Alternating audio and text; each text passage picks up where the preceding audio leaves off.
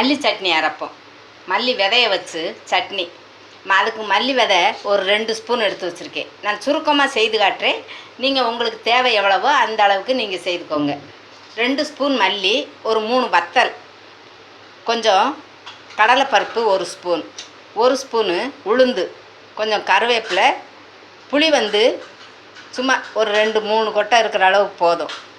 ரொம்ப புளி போட்டாலும் ரொம்ப புளிப்பாக இருக்கும். அதனால் நான் சுருக்கமாக எடுத்து வச்சுருக்கேன். ஒரு தேங்காய் சில்லை பொடுசாக கட் பண்ணி எடுத்து வச்சுருக்கேன்.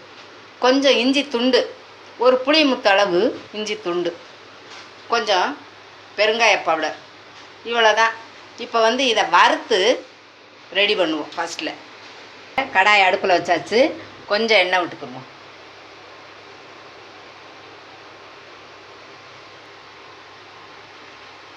கொஞ்சம் நல்லெண்ணெய் விட்டுருக்கேன். இப்போ எண்ணெய் சூடாகட்டும். இந்த வத்தலை லைட்டாக ரொம்ப கருக விடாமல் எடுத்துருவோம்.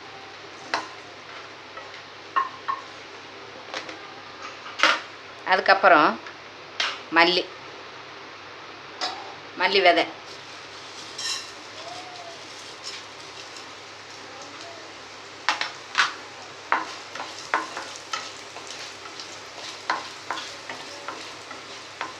ரொம்ப கருக விட்டுறாதீங்க. அடுப்பை சிம்மிலேயே வச்சுக்கோங்க.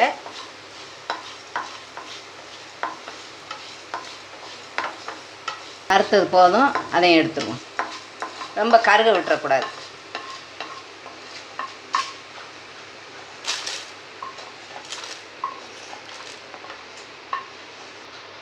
அப்புறம் கடலைப்பருப்பு,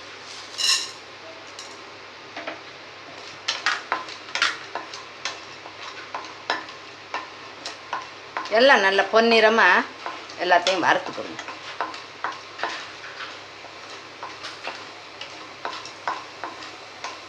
பருப்பெல்லாம் நல்லா வறுத்துக்கோங்க, இல்லாட்டா பச்சை அடித்து வீசும் சட்னி. அதனால் நம்ம பருப்பை நல்லா வறுத்துக்கிறோம். பச்சை வாடை வந்துச்சுன்னா சாப்பிட முடியாது.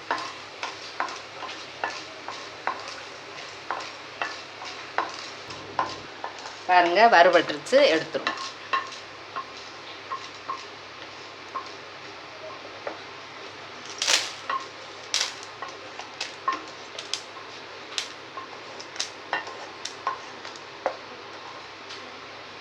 அடுத்து உளுந்து,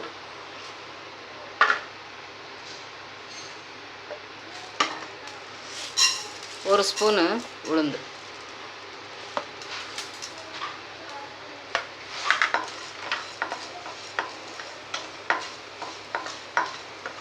இதையும் பச்சை இல்லாமல் நல்லா வறுத்துடணும்.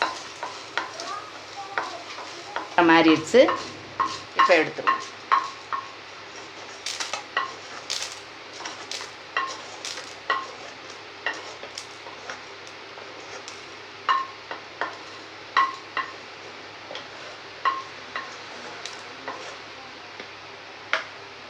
அடுத்து தேங்காய் சிலையும் இஞ்சியும் போடுறேன். இதோட கருவேப்பிலை, புளி எல்லாத்தையும் போட்டு மொத்தமாக வறுத்து.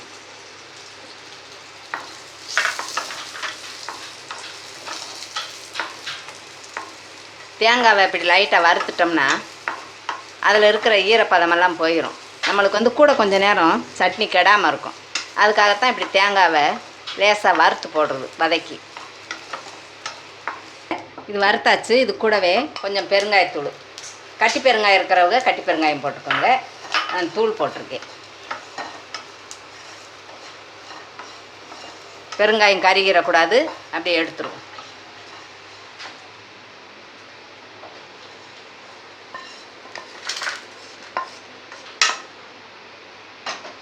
எல்லாத்தையும் வறுத்தாச்சு. இப்போ கொஞ்சம் நேரம் ஆற வச்சுருவோம். ஆற வச்சு நம்ம மிக்சியில் ஓட விட்டு எடுப்போம். வறுத்த ஐட்டம் பூரா நல்லா ஆறிடுச்சு. இப்போ மிக்சியில் ஓட விட்டு நம்ம சட்னியாக எடுத்துக்கிறோம். மிக்சியில் ஓட விட்டு சட்னி ரெடி ஆயிடுச்சு. இப்போ அடுத்து நம்ம தாளிச்சு கொட்டிடுவோம். கரண்டி அடுப்பில் வச்சுருக்கேன். நான் சட்னிக்கு கொஞ்சம் நல்லெண்ணெய் விடுறேன்.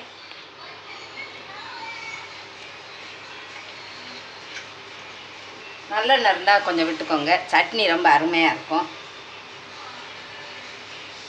கொஞ்சம் சூடாகட்டும் எண்ணெய். எண்ணெய் சூடாயிடுச்சு. இப்போ கடுகு, உளுந்தம்பருப்பு,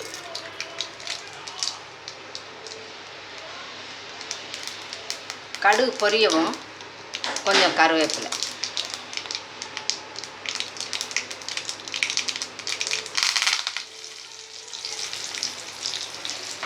போதும். இதை எடுத்து சட்னியில் கொட்டி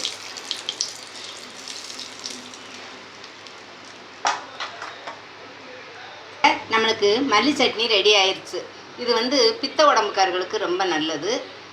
அதனால் நீங்கள் பித்த உடம்புக்காரர்களுக்கு இதே மாதிரி செய்து கொடுங்க.